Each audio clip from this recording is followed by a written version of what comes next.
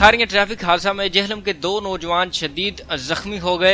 इब्तदाई तिब्बी इमदाद के बाद जेहलम मुंतकिल कर दिया गया। डिंगा खारियां रोड पर धोरिया के नजदीक ट्रैक्टर और मोटरसाइकिल में तसादम हुआ, जिसके नतीजा में जेहलम के 2 नौजवान शदीद जख्मी हुए, जिन्हें रेस्क्यू 1112 ने इब्तदाई तिब्बी इमदाद के लिए सिविल अस्पताल खारियां मुंतकिल किया। एहसन अली का बाजू टूट गया, जबकि अरसलान को भी शदीद चोटें आईं। इब्तदाई तिब्बी इमदाद देने के बाद जेहलम के सरकारी अस्पताल मुंतकिल कर दिया गया। Tanveer Naqvi, news alert, Khariyan. मजीद खबरों और अपडेट्स के लिए विजिट कीजिए newsalert.com.pk।